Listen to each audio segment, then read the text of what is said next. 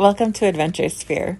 Today I'll be covering Richard, goes by Dick, Stanley Meyer, a man missing from Netherlands, Colorado. But first, become part of our family by subscribing to our channel, stay up to date by ringing the notification bell, and share our content to help spread awareness of how we can help recover missing loved ones free of charge. You never know who may see it, how hurt their heart may be if their family's incomplete, or how you may be a hero to them. Information shared in this episode is open sourced.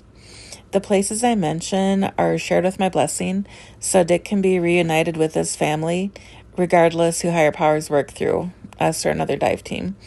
The description box has our email address if you'd like to share insight on any cold case confidentially, know someone missing with a vehicle and would like them featured on our channel and searched for, or donate equipment.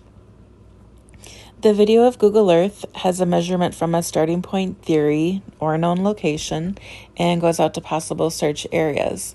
We focus on bodies of water within 5 miles from home, their last cell phone ping, last known location, and sentimental sites where water is deep enough to hide a vehicle. If an area has been heavily searched, we may expand the search area, but please keep in mind that accidents tend to happen closer to home. So, Dick Stanley Meyer, then 39, is missing from Netherlands, Colorado. His last date of contact was Saturday, July 29th, 1989. Dick was a volunteer camp host for the U.S. Forest Service and was last seen in Netherlands, where he had gone to church and had lunch with a friend. A news article highlighted that he was a preacher and a master electrician. His car is also missing. He was driving a red, either 1978 or 1977 Dodge Monaco with expired Florida license plates FDL30J. The Colorado Bureau of Investigation can be reached at 303-239-4201. Dick's birthday is January 3rd, 1950. He will be 72 today. He wears glasses and his shoes are 11E.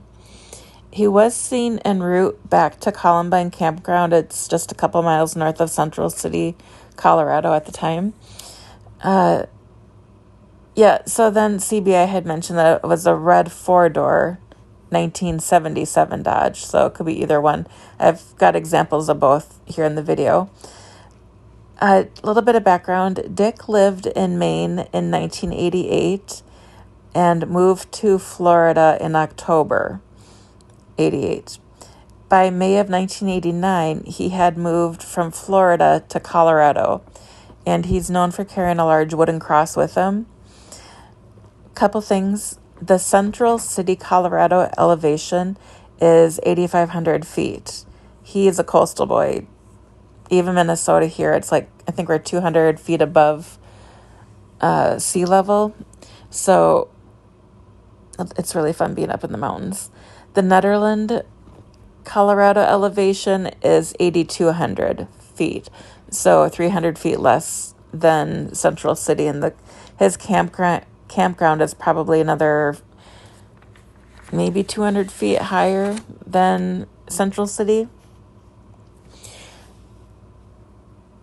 Yeah, so Dick appeared to be accustomed to coastal life, and my life largely reflected his. I grew up in Minnesota. A few years I spent out in San Diego and Bakersfield. I drove the Pacific Coast Highway every chance I got. Then in 2009, 2010, somewhere in there, I learned about Forrest Fenn. He got me to visit the mountains in Wyoming, Sinks Canyon, and Yellowstone in particular. I was huffing and puffing, let me tell you. Where's I going with this? Yeah, the heat, it comes quick in the morning. Minnesota, it's like 3 or 4 in the afternoon before it gets warm, and then it cools off around 5 or 6 in the evening.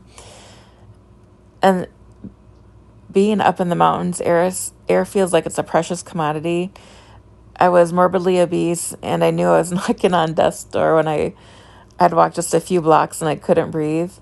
I wondered if perhaps Dick might have felt the same or similar, being such a high elevation in the peak of summer.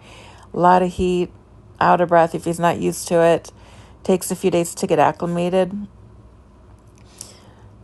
It's just something to think about. And if you watch just a little bit longer here towards the end, there is an unnamed reservoir with a dam on it. It's just lower in elevation than the Columbine campground, and it's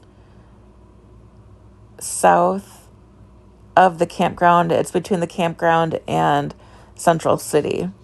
I'm wondering if he maybe got disoriented, took a different route, got himself down to the reservoir there. He might have driven in. He might have even come off the side of the mountain. But if that is the case, I would think his car would be visible if somebody has some boats out on that little reservoir there. I could be wrong. But the areas I would like to look at are the William C. Russell Park. It's on a busy enough road. Small, maybe he pulled in there for a little bit. There's a dam. This is the dam I'm talking about. It's on Upper Apex Road. And then over the other side of the mountain range, there is Missouri Lake and a few other ponds around there. That could be it, but I'm thinking I want to check the dam up on Upper Apex Road first. There's also a little swimming pond area in the Columbine campground section. He could be up in there as well. If you like this episode and haven't done so already, please subscribe to our channel, give our video a thumbs up, and share the movement with those you influence. Feel free to send us an email for equipment donations, ColdCase information, and if you'd like us to feature a missing person with a vehicle. You're all so great at helping us grow this channel. Truly, from the bottom of our hearts, thank you. 100% of the donations received stay in the organization to help purchase sonar equipment and other necessities that will help families and the environment for years to come. Your contributions, just simply from subscribing, watching our content, liking and sharing, and then going above and beyond with the equipment donations and the financial support, make it possible to offer our services free of charge. I've been getting emails from a few families of missing people who thought their loved ones were all forgotten, but they're seeing the movement. Just please know that ultimately we want to live a road warrior lifestyle and reunite these families with their loved ones. We'll spend the summers in the northern states, winters in the southern states, so we're always moving. Our first giveaway is going to occur here pretty soon when we reach 300 subscribers. You must be subscribed to win. Immediate donation links are in the description. Kickstarter and GoFundMe campaigns are coming soon. The video will play just a few more minutes here so you can see the entire search area. Thanks for watching. Stay safe, and remember that we love you.